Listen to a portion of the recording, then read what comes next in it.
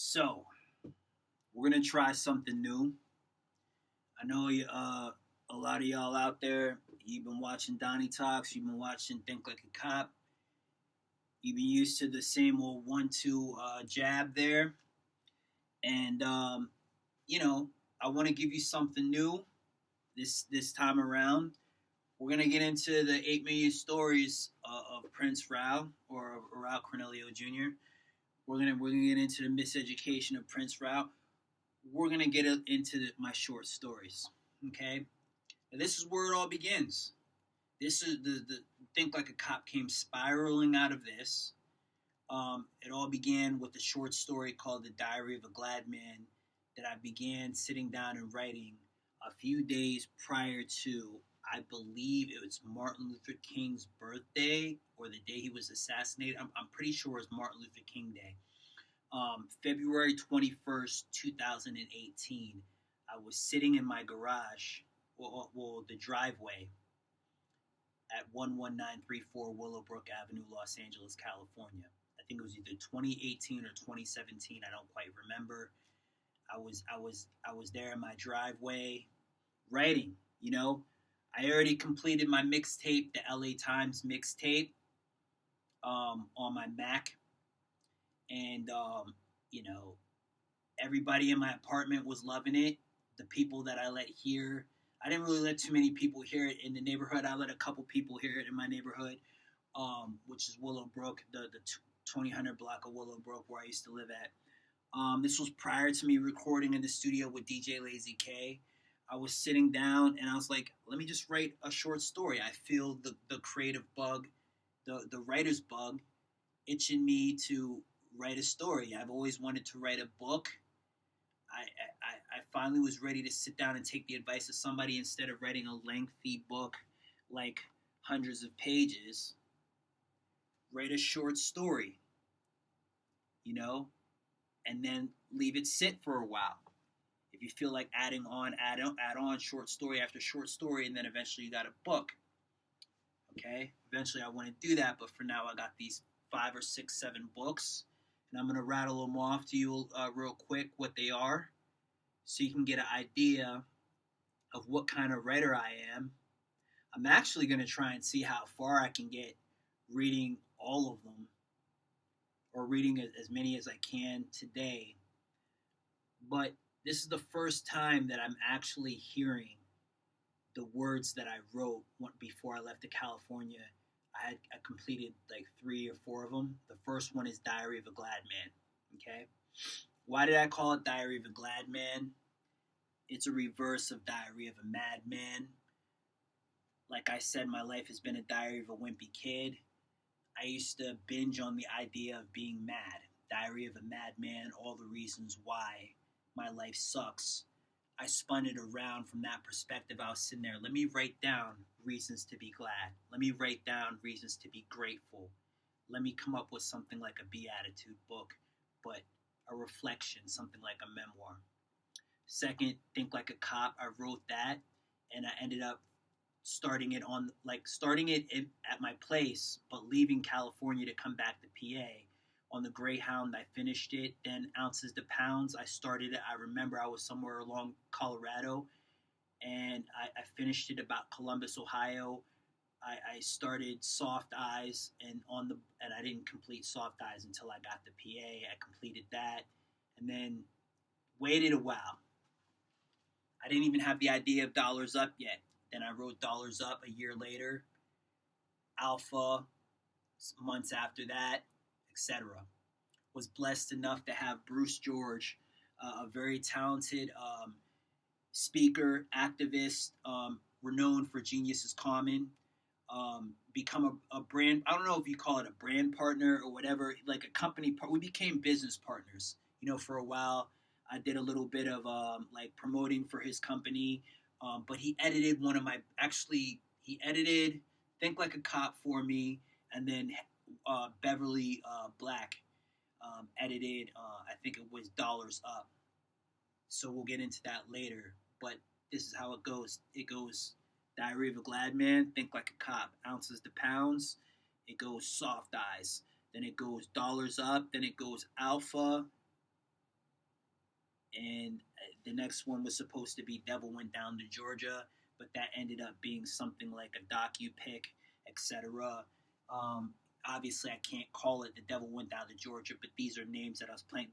They're all manuscripts. Eventually, I'm going to pick out a name that I can use for each book, but this is basically the putty, and then we'll mold it into it, whoever joins along from Young Othello's Drama Club, any editors who want to join along, etc. So let's begin Diary of a Glad Man. This is 19 actually pages right here, and but we'll see how far we get. Remember, this is bear with me. This is my first time actually reading this. It's online on SoundCloud if you want to look up Prince Rao, or if you just want to type Aarao Cornelio Jr. on YouTube, etc. Let's go. The prologue. Okay. The Diary of a Glad Man officially began March 14th, 2005. This is the day when the old me passed away and the new me was born. I was a freshman in college at Penn State University, attending the main campus, majoring in media studies. The only world which I knew consisted of music, chronic, and my passion for models. Being an amateur fashion designer was a hobby that I dabbled in because it would draw a bigger crowd to my main talent, which was emceeing, since everyone I knew was going to the clubs to see shows was mostly dipped in the flyest of gear, which in comparison to others I had little of. Aside from having few clothes, few pieces of studio equipment, and a few objects to truly call my own, more than anything, I only had a few friends. The death of a salesman. From the age of 16, when I was a sophomore in high school at Anonymous High, until I moved away from home to attend college, my madre has been not just my best friend, but my greatest advocate in my endeavors, which honestly is an abundant blessing in itself, because many youths from my environment did not share as strong as a relationship with theirs. For me, young and immature, it was a hindrance because my madre was truly critical of my actions. Is that I lost actions, also that I lost my father at an early age, and not to mention I was the youngest of the family. This made her want to keep me close and keep me on my toes so that I did not make the same mistakes that my older siblings have and my father has. Etc., etc., etc. is what I'm going to add on, period, to bring it to a closure. Okay? For the time, all I could focus on from the moment I dropped out of high school until I was finally accepted at a Big Ten university was the death of my father, and how much I failed him as a son and my siblings as a brother. Little did I realize the greatest blessing a young male Negro could ever have was still revitalizing me with faith into my lungs and instilling true Nubian traditions into my very core, motivating me to stay alive.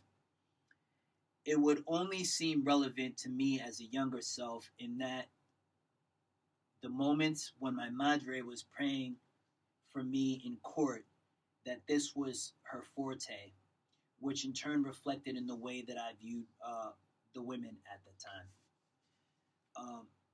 So at that time, I didn't really have the bravery to go out there and try to connect with women and go out there and date and make friends. In high school, all about it. Like, not like all in all. More so, they rushed me and I was just like, boom. You know what I'm saying? And then, it just developed like that. But college, you're nervous. These are people that you're not used to, etc., etc. It took a while to break the mold, so it would only be like my relationship with women would be like more so like nuns. They were more like nuns to me. Like I wouldn't really go to, hey, you want to hang out, you want to go get a burger, you want to see a movie. It would more so be like the charity type of case, like hey, you know what I'm saying? I'm having problems. You want to pray for me, or et cetera, or hey, coming from the charity standpoint, as opposed to the knight in shining armor, come on my arm, I'll swoop you up, and I'll take you away to that magical place. Okay? Just keeping it real. It would only seem relevant to me, a younger self, in that the moments my madre was praying. Oh yeah, okay, boom. No man is an island. These are what I'm gonna call the chapters. Now, my goal in this is to actually make like actual scripts, so like you could, it opens up like that, and then it would go into different characters. You know what I'm saying? It probably not so much Diary of a Glad Man, more so the other ones, but this, yeah. Also, to read these at Poetry Lounge. I don't really know where all the poetry lounges are in Pittsburgh. Um, Churches. If you're a church out there, I can edit these so they have no cuss words. A lot of these are G rated. You know what I'm saying? And they really have a moral. And we could do this more so as like a couple. This is basically why I started the Second Childhood series group on Facebook. There's a lot of guys like me who didn't graduate college yet. We have some college credit, but we're kind of in that midway point.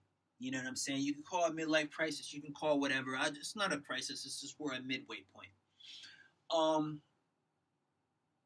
But we got some ideas. I think I would more so be good at this if I just batten down the hatchets and I go with this associate's degree, or I go with this certification or this masonry. So there's a lot of guys that are at that phase in their life right now, and some of them are dating, and so there's some women that are at that phase. Maybe they work at a salon, fast food restaurant, maybe corporate America, but aren't too sure what next year brings, what tomorrow brings, aren't too sure if they're going to stay with the person that they're with.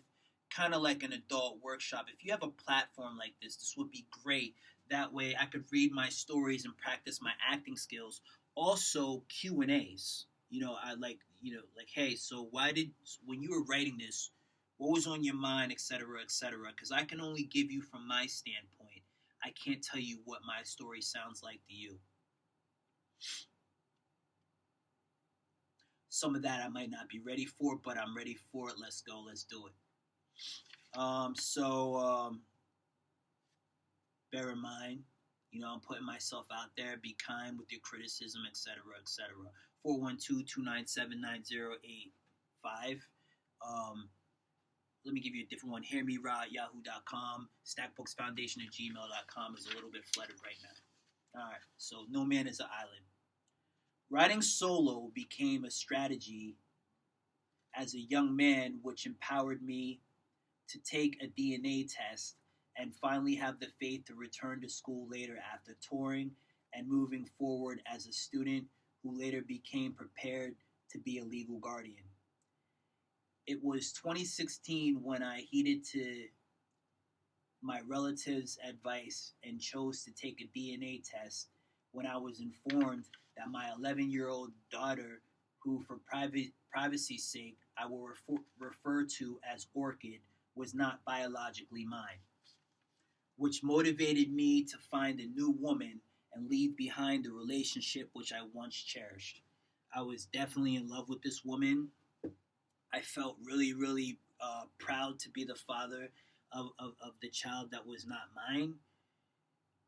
Even to play that role, it was like the greatest thing in my life. At 16, I lost my father. I was brokenhearted ever since. My mother was a widow. She was brokenhearted. I was brokenhearted. Diary of a Wimpy Kid right there. Later, at some point, leaving to try out college, coming back into town to meet up with my family and spend time with them a little bit. That was kind of the routine that was going on for some years, okay? I didn't really want to go to school. I would leave, say I was going to go to school, but be out selling my CDs, calls on the phone, hey, are you really in school? I would end up getting into some school just to satisfy the means, Okay, so that took me from the Art Institute of Philadelphia. Eventually, I ended up in Penn State. Somewhere in between, I met somebody who is the mother of quote unquote, for integrity's sake, we'll call the child Orchid. That's not a real name. And in the story, I don't use anybody's real name. There might be some times where I like leave somebody's name in there or whatever, but for the most part, me editing this thoroughly as I could, I protect people's integrity, etc. Now the book, Think Like a Cop, that was edited by somebody else. I'm still looking for editors. Let's go on with the story. Let's talk about Diary of a Glad Man. Let's talk about me developing as a young man. All right. I was hurt. I didn't want to take this DNA test, but you got to find out. You know what I'm saying? This is the reason why, again, I started that second childhood, uh, series based on the song that Nas wrote, but based on the fact that as men, when you start a men's group, when you have a men's dialogue, something like, you don't necessarily have to record it. It doesn't have to be like anger management TV. You talk about stuff therapeutically, you heal, and then you don't end up on the wrong side of the mental health totem pole. Okay. So, the Phoenix, my rebirth. Life's dark shadows, which held a death grip on me, were cast away by the sound of my daughter's tiny little voice. Even from 3 hours away, where I was attending school, when Orchid came into this world, I could feel the hardened outer shell of my heart breaking away as if her spirit was chipping away at my heart, beckoning for me to come home just to meet her pure and innocent soul. You know what I'm saying? So, like, I had a really, really, really hard heart. A really, really, really, really hard heart. Like, when I was young, you could almost compare me to like a Tupac. I wasn't as rebellious and thuggish, ruggish, and out there like he was. But when it comes to being callous, I'm not saying he was a callous person, but when you grow up in the environment that he did, I don't know these people personally, like the people that we see on TV, you know, you can even take it further as the people that are in our community. When you're walking down the street and you see somebody, let's say you don't know if he's a college student, okay? You don't know if he has a job, maybe he's a college graduate, okay? A lot of times I look young. I look like I'm in my 20s and my 30s. I'm 45. That's a judging me right there, But I could do the same thing. You know what I'm saying? Like, I'm only saying this because I see myself in the camera right now. If I'm walking down the street, I see somebody that looks just like me. I could think he's in his 20s. He could be in his 45s himself. You know, I could think that he has no college just because he's sagging his pants and he doesn't have them pulled up like I have mine pulled up. And I could think that he has no college, but he actually could have graduated when I was supposed to graduate and I didn't even graduate yet. You know what I'm saying? Maybe he's just sagging his pants just for that day. Maybe he's sagging his pants because he wants to. Maybe he has his hunting license. Maybe he been to the military. We don't know. So I could be I could misjudge people myself. Okay, but let's say you're walking down the street. You see, okay, you talk to somebody. Hey man, where you from? I'm from this part of the city. Okay, I don't mean to pry, but you know, I'm just doing a consensus right now. I'm interviewing people on their experiences and coming up in their part of this city. Can you tell me about yourself? You don't have to, but this is for school. Sure. I come from the ghetto. I grew up in the projects. This person died. That person died. I witnessed this tragic event. Um, all sorts of sexual abuse, whatever you want to call it. Okay. Is that enough for you? You know what I'm saying? I have no feelings. Um, if something tragic happened, it wouldn't bother me unless it was to somebody that was close to me, really close to me. Um, I do what I gotta do because that's the way it is, and this world is getting no better type of attitude. Okay, so that was like my outlook. You know, when I was young, I didn't think that I was gonna make it to the age that I am now, let alone the age that I was 10 years ago. I didn't think that I would even have as much college credits that I have today. I didn't think that I would ever work places like Global Skyline on Wall Street, even though it was for a short time. Um, a lot of people get tired of me saying that. I worked at Global Skyline on Wall Street. Um, Jewish Community Services. That's a joke. I have to say that to make myself laugh because it was too serious for a minute. Jewish Community Services in South Florida, you know, auto volunteering things that I did.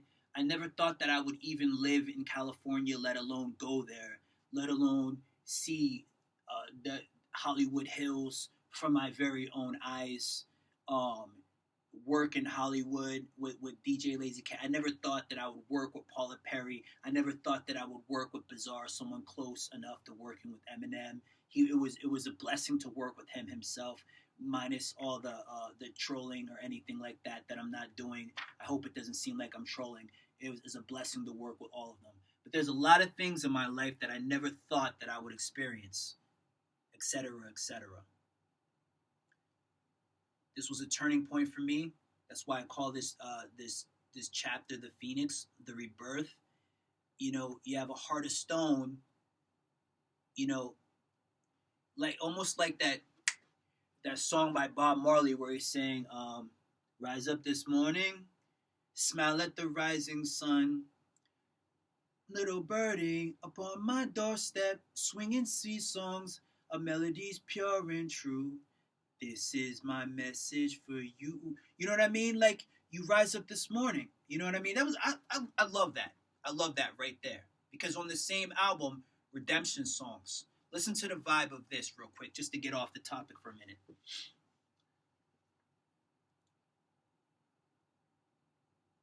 Oh pirates, yes they rob I. Stole I from the merchant ship. Many thought they took I from the bottomless pit. But my hands were made strong by the hand of the Almighty. Um, Something something triumphantly. Won't you help to sing these songs of freedom? Cause all I ever had, redemption song. Very, very, very powerful, very hopeful, but going from gloomy to hopeful. Won't you help? Cause even though gloomy to hopeful, I still need help to sing these redemption songs. Okay? As opposed to rise up this morning, smile at the rising sun, three little birdies. So, the Diary of a Glad Man. Dum dum dum dum dum dum dum dum dum dum dum dum dum dum dum dum. All pirates, yes, they rob I. It not necessarily in those words. In fact, I'll give you the lyrics to a song that I wrote called Diary of a Glad Man when I was in high school.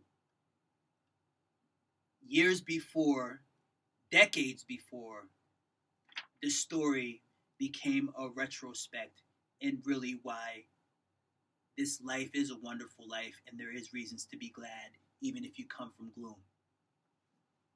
Listen to what I wrote when I was 17 years old.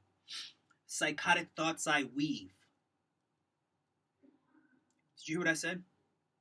Very powerful for a 17-year-old person to write. When I was in high school, I saw a therapist. Mostly when I became depressed. I didn't take medication until my later 20s, my later 30s.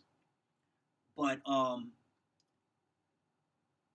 I saw a therapist in high school because my father died and it made me depressed. Psychotic thoughts I weave. I wrote this song to, I don't know if I wrote it to the Pain beat by Tupac or whatever, but I wrote it to a Tupac beat. That's why I had to stop listening to his music for a while because it's really dark and you see the way that my music changed when I started writing to the Biggie beats and the Nas beats. It started getting a little more hopeful. Psychotic thoughts I weave, the mind of a bad seed. I saw myself as a bad seed. No one could deal with me, so my mother crept to see me while I'm asleep. Okay? So I'm painting a picture of me sleeping, and nobody could deal with me. So my mother crept to see me while I'm asleep. Where I'm most vulnerable, the only time when I'm weak, wondering what dreams I'm having and will I grow to be. Anybody that knows me from all my earlier records, they remember this song because it was on my album called The Covenant. It was the very first song. I didn't write this today, 17, okay? Wondering what dreams I'm having and will I grow to be. As big and strong as a tree, I wish my parents could see the nightmares of being a product of society. Doesn't this sound like what I was saying? Okay, that perspective, that outlook. Okay, so now you see the rebirth. The rebirth. This, it all began around like 24, 25 when I got the news that I was going to be a father. So I went through this phase where I was in and out of this person's life. But not just that, in and out of the life of my friends that lived in these stomping grounds that I grew up in, which was the suburbs of Pittsburgh, Pennsylvania. So I would come back, spend time with my friends, play daddy, and then I would go and then play college kid. And then I would go and sell CDs and try and put on these big shoes where I would actually, get somewhere. But let's get to the story. So the rebirth, okay? So they say that life is formed out of chaos and oblivion. Well, oblivion and chaos were what my life was until she was born. Everything I did, no matter how much planning I put into it, turned out chaotic, and everyone around me was oblivious as to what I was doing with my life most of my time and why I chose the paths which I would choose to embark upon. It wasn't that I did not have good intentions or good ideas. On the contrary, most would say in a lot of occurrences when planning out my life that I did. It was that I was suffering from PTSD and I wasn't truly aware of its effects on me. The saddest reality of PTSD is that I was able to come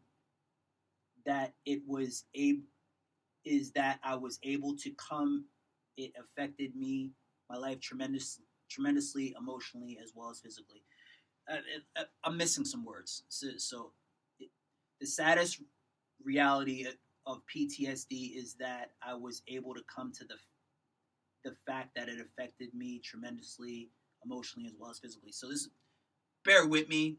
This is me beginning to learn how to write short stories. So it needs a little bit of correction with the conjunctions and the junctions. Okay, now let's talk about the PTSD part. My main diagnosis is anxiety and a few other things, but the PTSD part comes from me putting my hand through a window when I was a kid, and I definitely suffer from a lot of trauma from that, and we could go on, but let's stick to the story. Stigma to epitaph. Unfortunately, the misery of not knowing much about my father outside of his shortcomings carried over into the deficit of what I knew of my true potential as a man, as a father, and the best friend which I could have been for my daughter. In the Negro community, where many young male Negroes suffer from PTSD and other diagnoses, many of us live a vicious cycle as well. A cycle where we continue to suffer from the absence of our fathers and the lack of power and audacity for hope, which we may find, if we search deep enough, buried in the consciousness of ourselves. So, I just want to take a quick break so I can upload this and I can get through as much of this as I can. But I thank you for sticking around and listening to my story, Diary of a Glad Man. I hope this gives you a little bit more light on who I am as an artist, as an author, as a publisher, and just as a regular guy, college student type of guy. Um, Again, the number is 412-297-9085, and that's hearmerao@yahoo.com. I'm looking for poetry lounges. I'm looking for a platform, even podcasts, where I could read my stories. We could do Q&As. I'm looking for a place to explore my my character, my role as an actor, as a thespian, as a public speaker, spoken word, as a poet, and just mostly share my experience because this is not just this story. It's one of the very first times where I was really open to talk about mental health, and that was back in 2018. Um, Other than that, I would talk about it in my music, but in conversation, just plain conversation, like boom, this is me, just leaving myself open to, well, why did you write that? I wasn't really about that life. And I give myself a pat on the back, but I also encourage you to be a writer yourself. You know what I'm saying? Look up A.S.C.A.P, look up BMI. Those aren't just things for artists. And pick up a pen and a pad because the streets are a short stop, but it doesn't have to be. Okay?